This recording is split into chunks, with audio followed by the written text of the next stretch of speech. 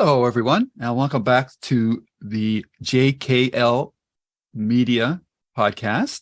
I'm here with my friends and co-hosts, Karen. Hello, Karen. Hello.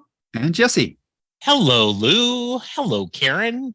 And we're here to kind of do a follow-up episode to our previous one where Jesse was driving the bus and he wanted us to review Bruce Springsteen's Western Stars, which we did.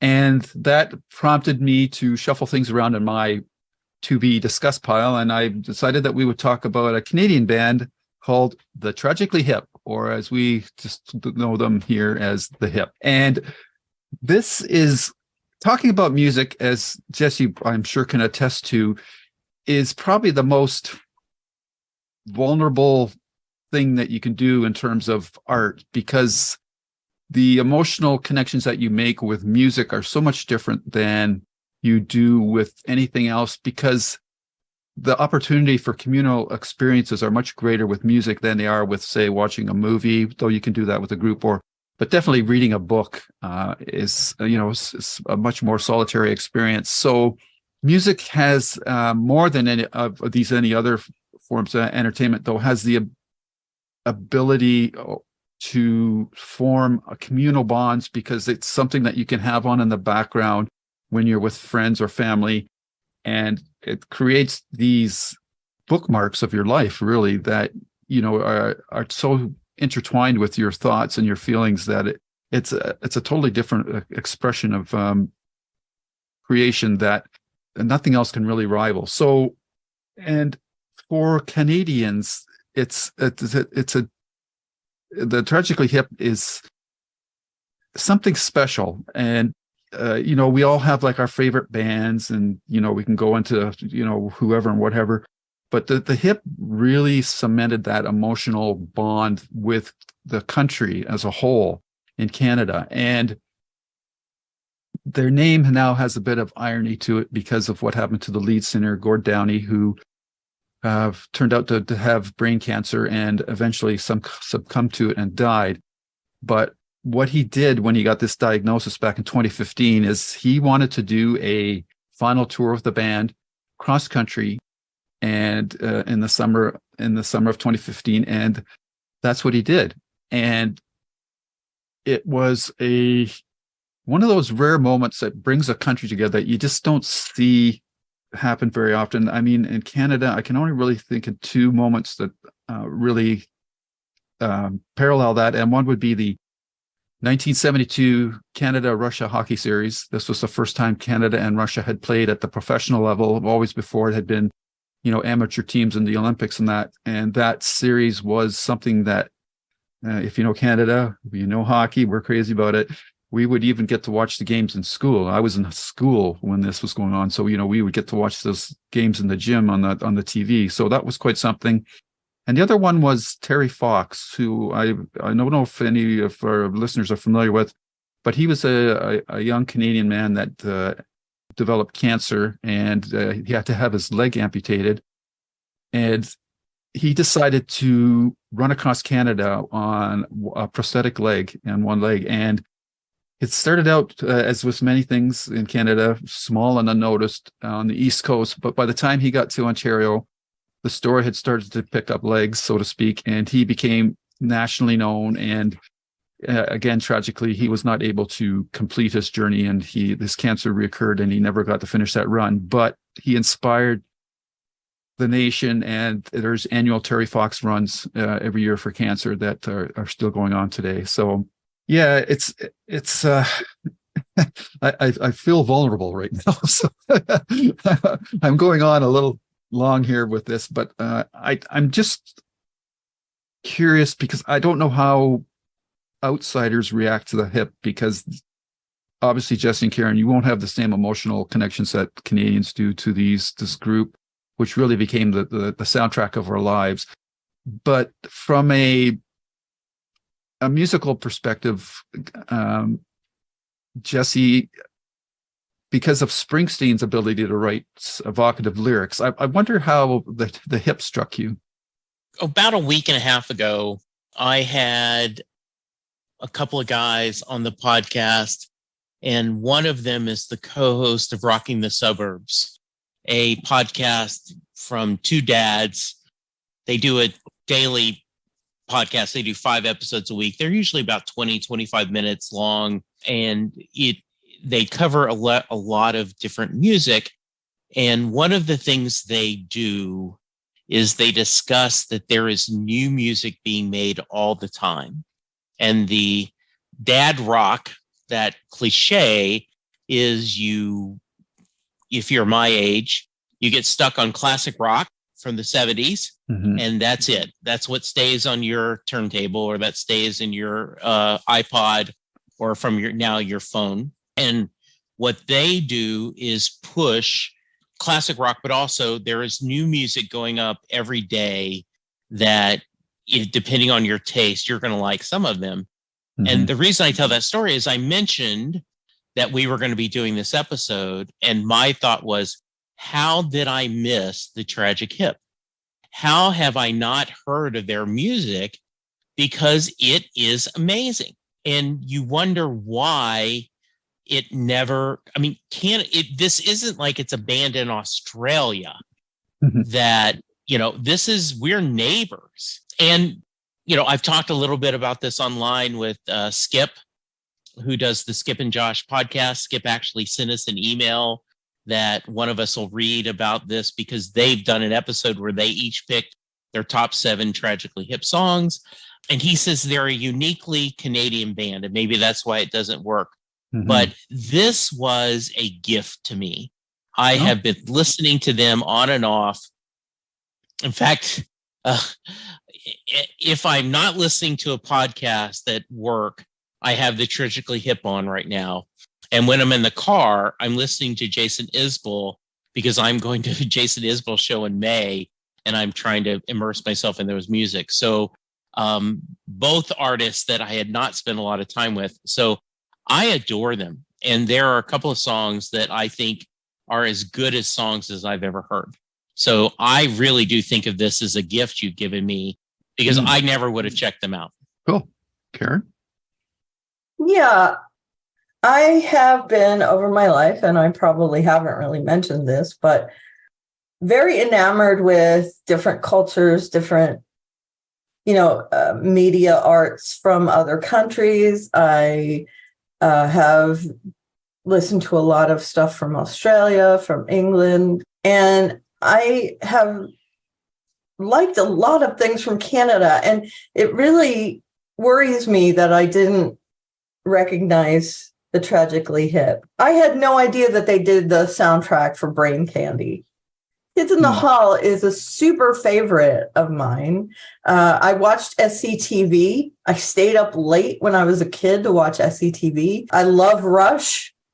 They're like one of my favorites. AC/DC. I mean, there's just so many things that I have grabbed from different cultures. And the fact that I didn't get this worries me. Why did this fall through the cracks for me? And one of the things that was said about them is the fact that they were so loved by Canadians kind of worked against them in the United States, that they would sell out their shows with all Canadians and no Americans got to go. So I think maybe there was something working against them for some reason that just didn't grab them and pull them into the United States consciousness. I don't know what it was, but we were dumb, because I would have been into them from the beginning, I think, if I knew who they were. I think I love storytellers, writer storytellers when it comes to bands like REM. They gave a very REM type vibe to me, kind of folksy storytellers. Yeah, I can see that. Yeah. Yeah. And I'm going to mention another Atlanta-based band. I live here now, but I'm not from here. But the Indigo Girls also do a lot of storytelling in their music. They're also very folksy. And I found parts of this music kind of akin to that. And those are bands that I adore. I have albums. I recorded a song by the Indigo Girls for my wedding. I just, there's so many bands that I love that are similar to Tragically Hip. I would have been into them. So thank you very much for this. I again, I don't get why I didn't know about them. And now that I know, they're on my list of things to listen to. So you don't have to feel vulnerable. We're all in. Well, that's good. I have to try to find things that would put them in the proper context as to how, because I can say that they're important to Canadians, but it's something that, you know, I have to put in a certain perspective that would Americans could relate to. And when they were doing their final show in Canada, over 11 million people were watching that live broadcast. And if you put that in American terms, that's equivalent to a Super Bowl audience of about 113 or 130 million or wherever it is. So it's on that same playing field as in terms of impact. So they're an interesting group. And you mentioned Rush. For me, that like they're the 1-2 bands in Canada. You know, but I'm of that age group as well, because these bands were started in the 80s. So I was listening to them back then. Whereas Rush is a much more esoteric, progressive rock band, which they have, you know, just a 3-member band. They're all very technically proficient musicians. The drummer, Neil Peart, who also tragically passed away from brain cancer, was often, you know, in the top 3 all-time drummers. If you go to any list, they'll always mention Neil Peart. And their music was much more at the time, they were much more for geeks. I think that's changed now, just because of the way music's evolved and the fact that they, you know, were so technically proficient with their instruments. But they don't have the same hold on people. Admire them for their musical abilities, but Tragically Hip, people just love them because they felt like a drinking buddy or whatever you want to call it, family member. And their lead singer, Gord Downie, he had, you know, he could strut. He's got a certain style to it. You may not like it, you may like it, but he's definitely a showman, and he is not always the easiest person to understand lyric-wise. Sometimes I find it's hard to understand what he's saying, but if you get into their lyrics, so they're much more open to interpretation. Probably the most popular song, "Ahead by a Century," you know, you could interpret that in several different ways, but they just have, you know, like the lyrics from the first verse is like, "First thing we'd climb a tree, and maybe then we'd talk or sit silently and listen to our thoughts. With illusions of someday cast in a golden light, no dress rehearsal, this is our life." And basically that song repeats, and then the very last line is, "And disappointing you is getting me down." So, which puts a whole new meaning on the song too, because up until that point you could interpret it as one way. And the band always seems to be able to find a certain musical hook with a guitar riff or whatnot that they repeat. So they're much more of a traditional band structurally, whereas if you listen to Rush, they can transition from fast to slow to rock to reggae, like all in the same song. "Spirit of Radio," if you listen to that song, you'd just be blown away by how many different musical styles they put into one song. But the lyrics in Rush songs are really good too. But the lyrics and the Tragically Hip songs are much more ephemeral. I don't know exactly what the right words, but one of my favorite set of lyrics from them is from Wheat Kings, which is based on a true story about a falsely accused man who's put in prison for over 20 years before he's finally found innocent based on DNA technology finally proving that he was not the guilty party. But it just starts with, "Sundown in the Paris of the prairies, Wheat Kings have all treasures buried, and all you hear are the rusty breezes pushing around weather vane Jesus," which just paints a perfect mental image. Like, you know, something like Springsteen racing in the streets. It's kind of got that. It just grabs you. If you're in that environment, you can really picture it. I don't know for you guys how those kind of lyrics work, but it's just there's just something so captivating about it. And you know, and then you put it with the music that they play with it, with the guitar and whatnot, that it just really works for me. It's it's really hard to talk about them in any extended way, because it's such an emotional experience that which music is. And I'm just curious, I guess, what were, I don't know how many songs you guys listen to, but Karen, did you have a couple of songs that you really dug? Or Yeah, We Kings was one of mine, definitely. The line that struck me from that was, "No one's interested in something you didn't do." mm-hmm. And I mean, that really got to me. It gave me chills, kind of. Yeah. I also liked, you can't be fond of living in the past, because if you are, then there's no way you're going to last. Yep. Yeah. And I mean, it applies to so many things. They were definitely talking about this one case. Mm-hmm. And then at the end of the video that I watched, there was a list of other people, mm-hmm. I'm assuming were wrongly imprisoned. Right. And that does happen in America as well, even though it's not like publicized or anything so much. Mm-hmm. But it really struck me. I became very emotional with some of these songs. We Kings, definitely. Ahead by a Century as well. That one was, I mean, and the video for that one as well, mm-hmm. where the two kids are up in the tree, and then, you know, it shows him, I guess part of that was him having that kind of dream mm-hmm. when he was stung by the hornet or whatever. I mean, I'm hoping I'm getting that right. Mm-hmm. And I thought that was evocative, that song, of maybe being nostalgic for your past and learning to live in the present.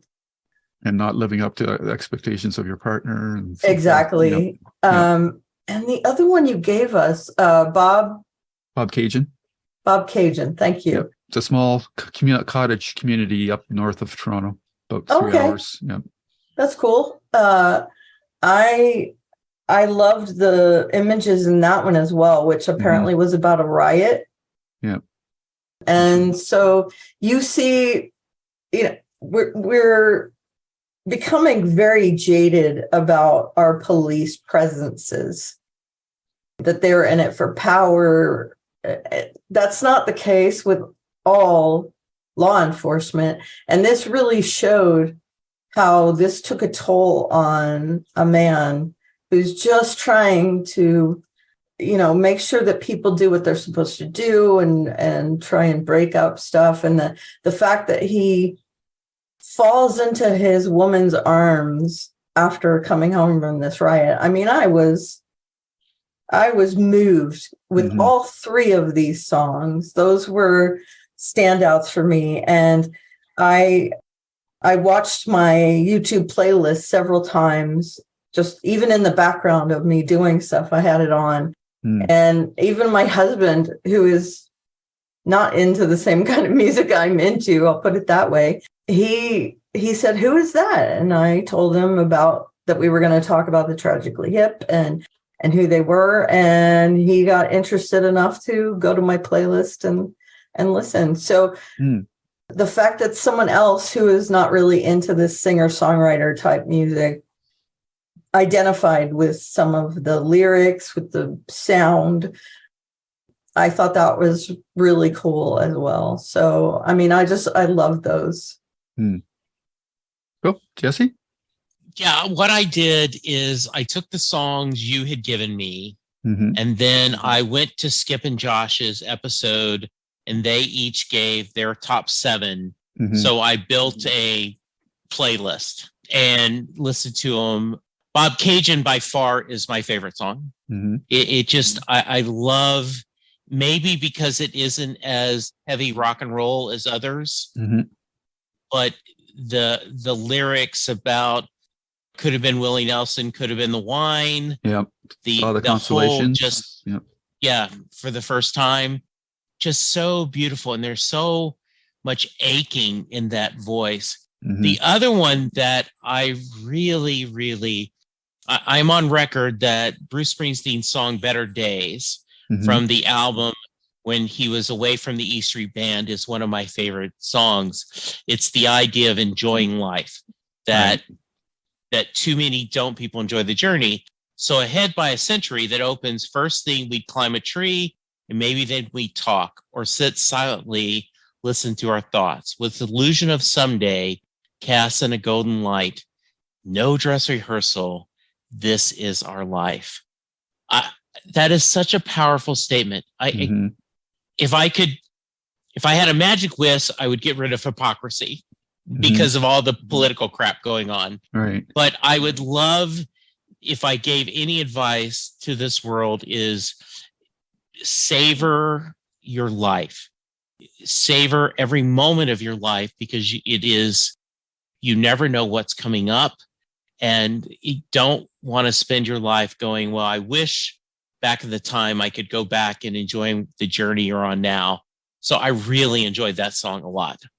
And the other thing I wanted to mention is you sent us some links, and they showed a Canadian writer interviewing the lead singer. And there was such a sadness of, I know I'm dying.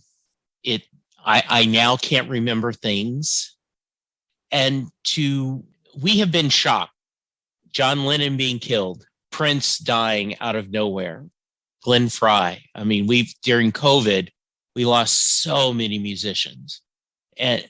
But to see someone going through a very public of fight, we know the ending, but we're going to fight it by tooth and nail and enjoy every moment of life till it takes me, is both incredibly inspiring and incredibly sad. I feel the emotion. And Josh sent an email saying that when the day he died, right, he said all of Canada is mourning. And I don't think that's an over exaggeration. And I was trying to think, and Karen, do you have an idea of an American artist that would make us feel that way? Prince definitely, I think, was one that we were all shocked by and hit hard, for me at least. Yeah. And on a lesser note, Kurt Cobain, maybe. Yeah. He had a huge impact on the grunge rock scene. And so for him to be that tortured and us not know about it, and for him just to be suddenly gone.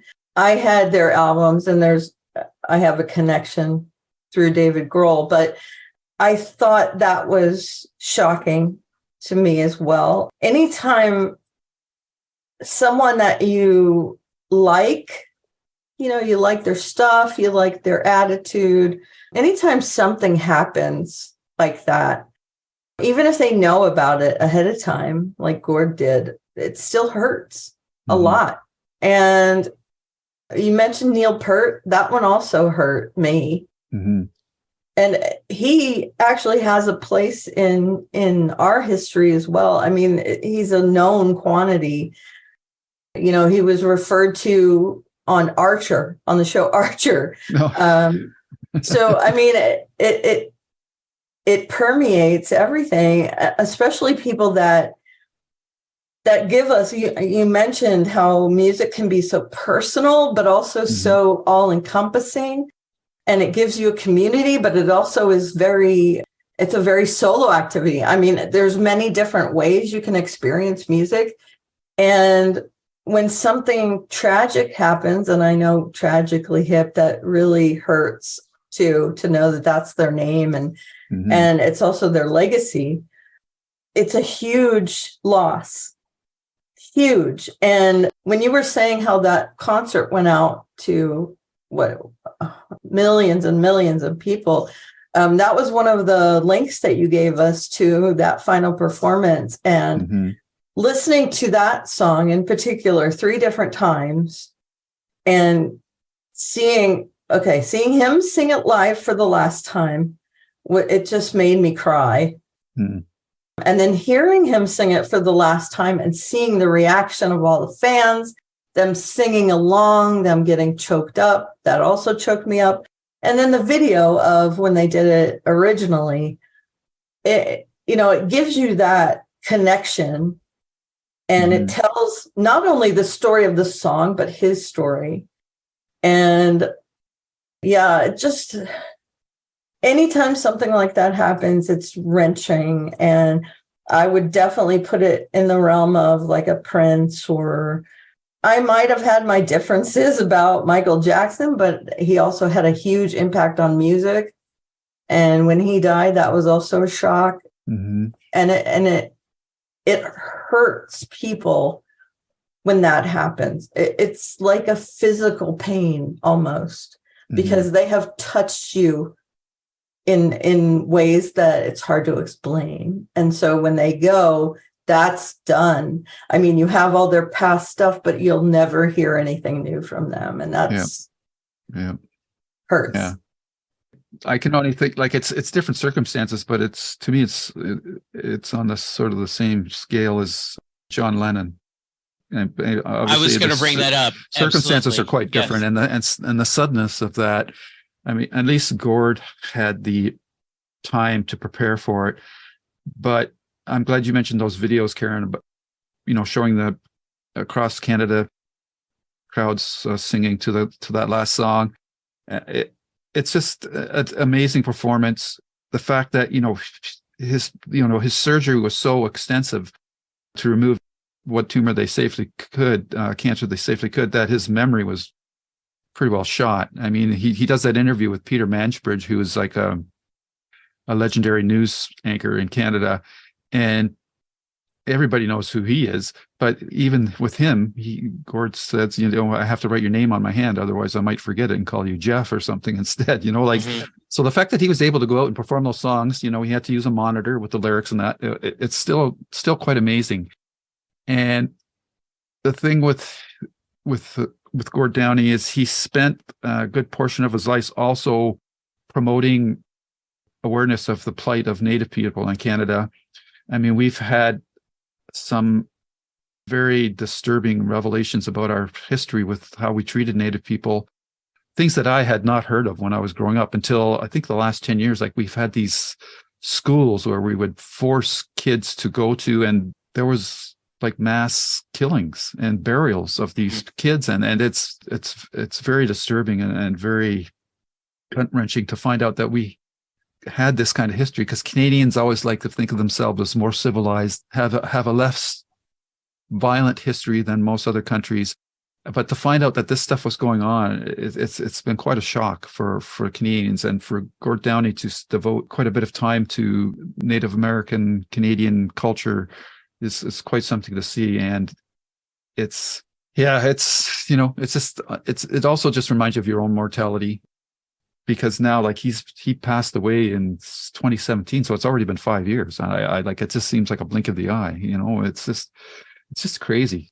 I'm just wondering how, from those few interview snippets that you saw in that, Jesse and Karen, what struck you the most about Gord Downie as a person? Let's go with you first, Jesse. Well, he seemed very, very caring, and also loved sharing music and loved being Canadian. And he loved the Bee Gees. Oh, really? Very nice. Yeah, that was in that interview awesome. with Peter Mansbridge.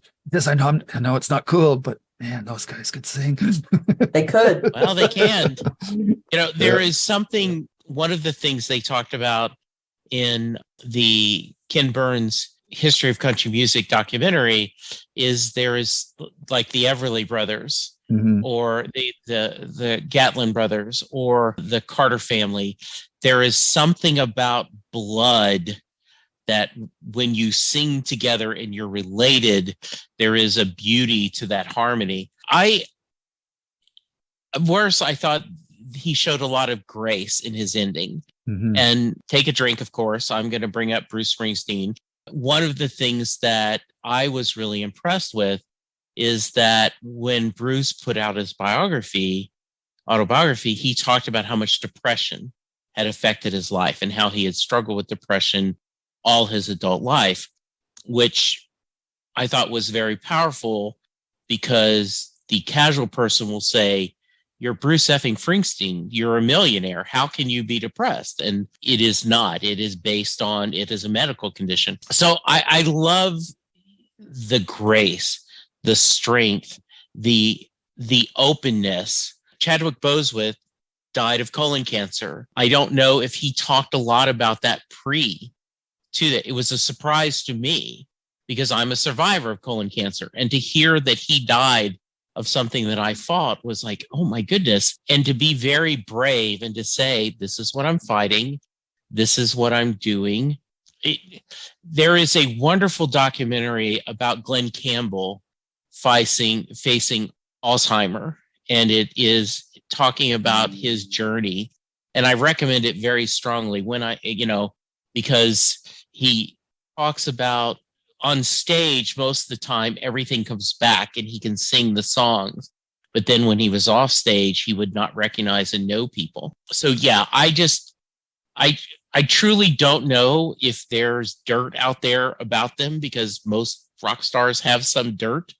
But from my perspective, he just seemed like a great charismatic frontman that seemed very dedicated to the music and I love the idea that he was also a social activist because, growing up, I loved that John Denver fought against world hunger.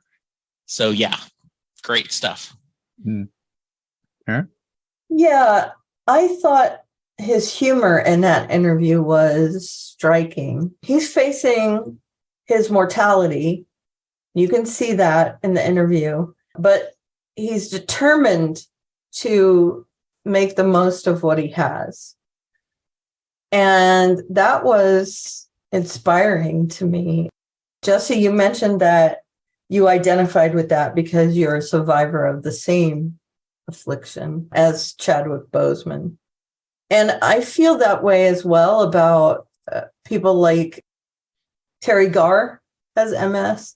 Annette Funicello died of MS. And so when I see people that I identify with and that are suffering as well, but they're managing to make the most of their situation, it really buoys me. And I love that he took the opportunity to not only continue with his life, but also be open about it and maybe hopefully give others hope, make them feel better about themselves, where he could have just been selfish and gone to the woods and lived out the rest of his days, self-pity. But instead, he decided he was gonna be happy in the days he had left. And I'm sure there were bouts of depression or, things like that. But I really do think that he took joy in life. I could see that he lived every day with as much emotion as he had. You can see it in his music, in the times that we see him talking to people, interviews, and just comments he's made. I did a little bit of a dive into him being interviewed or giving comments or something like that. I watched the performance on SNL as well. Mm-hmm. The one performance they had on SNL. And I really do feel like you could feel his emotions every day, every step of the way. And so to see him, it's authentic because you've seen it in his life up to that point. And so the way that he acted, felt, he was self-deprecating. It touched me. And it was something I thought to myself, well, he's not only is he touching people with what he's saying and doing, but I feel like he's also giving people that have suffered from ailments, he's giving them hope, making them identify with other people, showing them that other people go through these things as well. So I think he would have been someone I would have loved to sit down and have a drink with, because I think he would have really been someone that I'd like to know. And I think that showed in that interview because they were friends, these two men. And I think the interviewer was shaken in points during that interview. And that it was really, it hit me during that interview. Yeah. So. Yeah. it's interesting because just you mentioned Courage, and one of their songs is Courage. I don't know if that was on your playlist or not, but it's also based on a true Canadian story about a man that had a childhood sweetheart who was married to someone else, and that her husband went off to war and was reported killed. So they ended up getting married, and then the husband came back. And that song was called Courage. And one of the lyrics go, "There's no simple explanation for anything important any of us do. And yeah, the human tragedy consists in the necessity of living with the consequences under pressure. Courage, my word, it didn't come. It doesn't matter. Courage, it couldn't come at a worse time." So they take these Canadian things and they turn them into these types of songs, which is, I think, at the secret of their part of their success. I mean, there's no, like, Gord Downie is easily the most extroverted member of the band.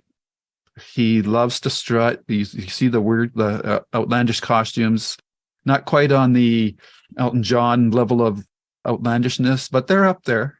They're up there, and he puts on a good show. But yeah, so he's definitely a very interesting character. I'm wanted to ask you both. There's one song, just by the title, I have to ask you what your thoughts of it were. And this song was written pre-flood, but that song is "New Orleans is Sinking." I wonder, Karen, what do you think of that song?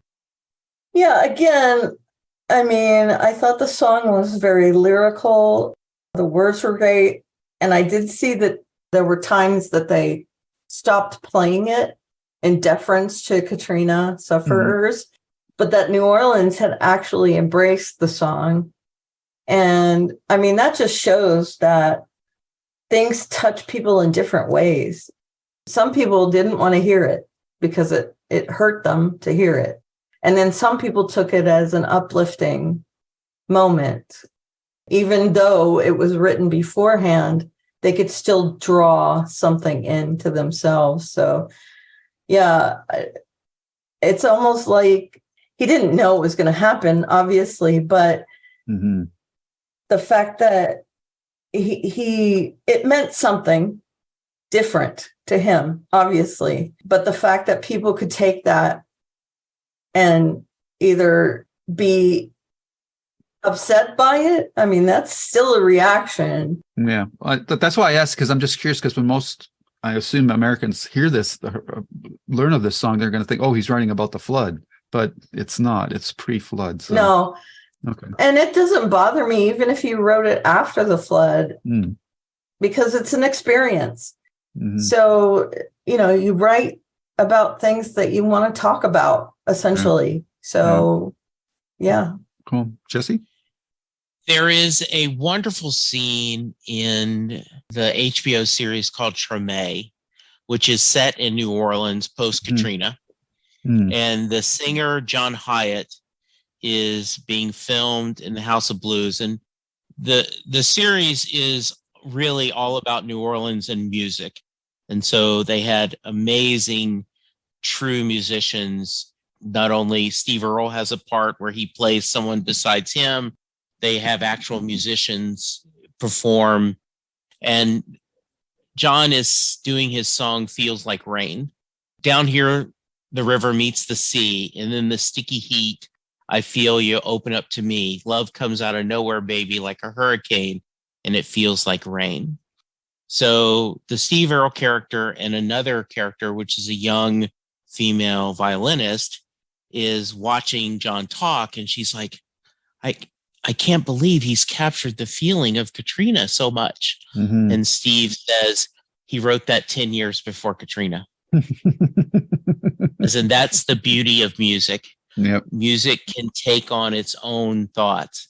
I immediately, when I heard the song, I just know growing up in Louisiana that New Orleans is under sea level. Right. That's why they don't they do not put people when they are buried, they use them in vaults above ground because they can't do anytime it rains. So yeah, I thought it was beautiful. The idea of this almost insolvable right? This where I can't get out of my where, right? Mm-hmm. This my memory is muddy. What's that river that I'm in?